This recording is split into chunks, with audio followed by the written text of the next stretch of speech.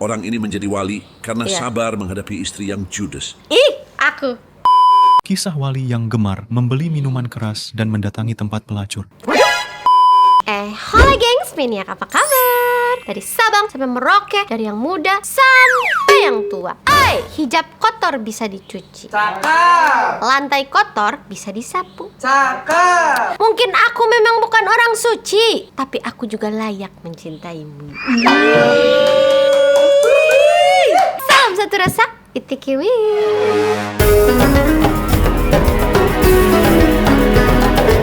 Oke, kembali lagi di May Reaction. Maniak-maniak sayang, di video kali ini aku mau nge-reaction kekasih Allah, wali Allah. Nah, penasaran gak sih ceritanya kayak apa? Ngomong-ngomong, aku gak apa-apa lah gak jadi kekasihmu, asal bisa jadi kekasih Allah. Ih, Amin ya Allah. Amin. gampang dikit ya Allah. Oke, langsung aja kita hurain. Kuy. Menurut cerita tutur, Samud adalah orang yang disangka gila oleh banyak orang. Wali Samud biasa membawa atau menenteng daun kurma yang masih basah dan dijadikan alas duduk atau tidur di pasar. Iya. Setiap harinya beliau ada di pasar Kaliwungu Kendal. Suatu ketika, seseorang dari Kendal sowan kepada Mbah Hamid di Pasuruan. Mbah Kiai menitipkan salam untuk Wali Samud yang kesehariannya berada di pasar. Orang itu heran dan bertanya, "Bukankah Samud adalah orang gila, Kiai?" Mbah Hamid menjawab, "Beliau adalah wali besar yang menjaga Kendal dan Semarang. Rahmat Allah turun, bencana ditangkis. Itu berkat beliau. Sampaikan salamku." Setelah si tamu pulang ke Kendal, dia menghampiri Wali Samud untuk menyampaikan amanah salam dari Mbah Hamid. Setelah menjawab salam, Wali Samud berteriak, "Kurang ajar si Hamid. Aku berusaha bersembunyi dari manusia. Kok malah dibocor-bocorkan? Ya Allah, aku tidak sanggup. Aku mau pulang saja. Nggak sanggup aku hidup di dunia." Kemudian Wali Samud membaca sebuah doa dan bibirnya mengucap syahadat. Wali yang dianggap gila itu pun wafat. Luar biasa. Tapi ada ya lucu-lucunya. Kurang ngajar katanya.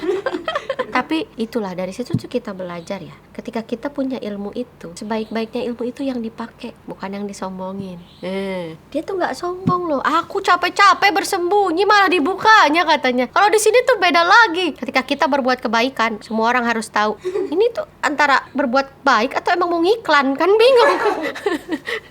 Kisah wali yang gemar membeli minuman keras dan mendatangi tempat pelacur. Suatu ketika orang ini meninggal di sebuah gang sempit dan tak ada seorang pun yang mempedulikannya, hingga datanglah dua orang dan meyakinkan orang-orang untuk mau membawa jenazah ke rumahnya. Sesampainya Iya loh, wajib istri loh itu. pun menangis dan berkata, "Semoga Allah merahmatimu, wahai wali Allah." Mendengar itu, dua orang ini kaget. Jika ia wali, kenapa orang-orang membicarakan kelakuannya sehingga Iya. tak ada yang peduli dengan kematiannya? Sang istri menjawab, "Setiap malam suamiku membeli minuman keras, namun ia membuangnya ke toilet dan berkata, 'Aku telah meringankan dosa kaum muslimin.' Ia juga selalu menemui para pelacur, memberi uang dan berkata, 'Malam ini kalian sudah aku bayar, jadi tutuplah pintu rumahmu sampai pagi.' Ia sering aku ingatkan, 'Suatu saat nanti, kalau kamu mati, tidak ada kaum muslimin yang akan mau mengurus jenazahmu.' Ia hanya tertawa sambil berkata, 'Jangan takut, nanti kalau aku mati, aku akan disalati oleh sultanku, kaum muslimin, para ulama dan para wali.' Mendengar itu, salah seorang dari dua orang itu menangis dan berkata, 'Benar demi Allah, akulah Sultan Murad IV.' Keesokan harinya sultan, para ulama, para wali dan seluruh masyarakat mengurus jenazahnya.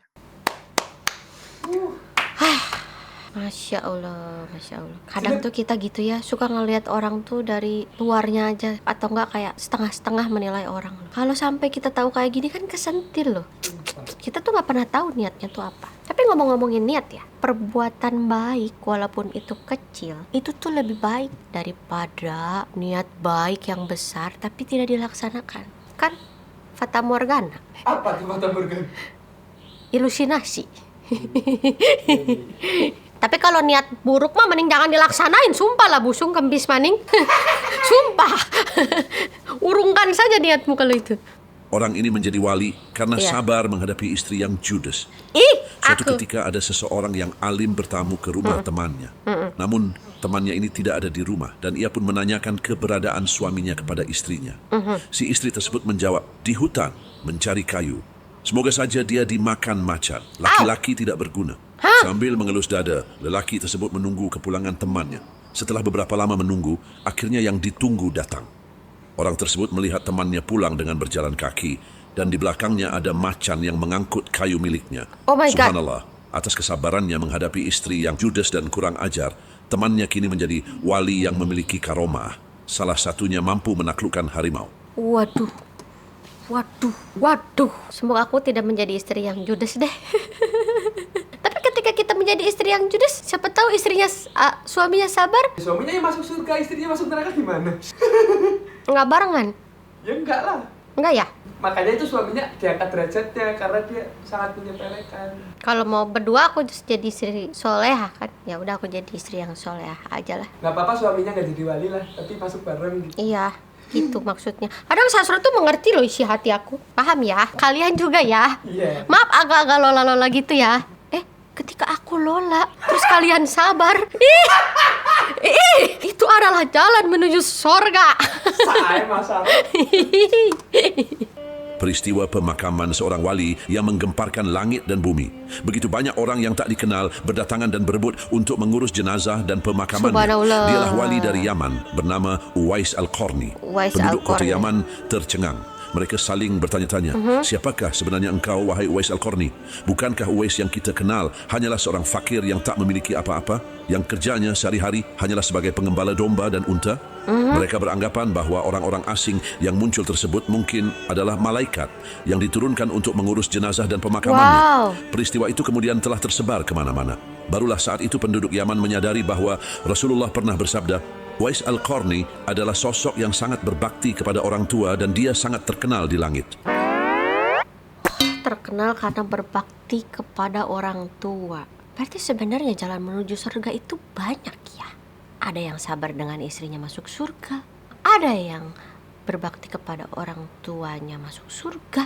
Ada yang membantu orang yang kadang kita anggap hina. Itu juga masuk surga.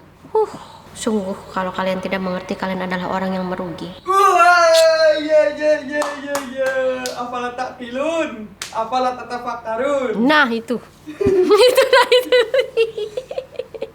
Oke, menek-menek aku sayang. Dari sini kita belajar kenapa ada cerita Nabi, kenapa ada cerita wali. Itu tuh supaya kita tuh belajar, bisa mensuri tauladani dari cerita-cerita itu. Nah, makanya nih aku sengaja nih ngajak kalian. Biar kalau misalnya aku nggak ngerti kan aku bisa nanya ya sama kalian ya. Siapa tahu aku kurang nangkap kan kalian bisa tulis di kolom komentar kan. Apa makna dari cerita-cerita ini? Belajar Gitu, kita belajar bareng. Seenggaknya kita, kalau salah ya kamu mah aja, jangan ajak-ajak aku gitu kan.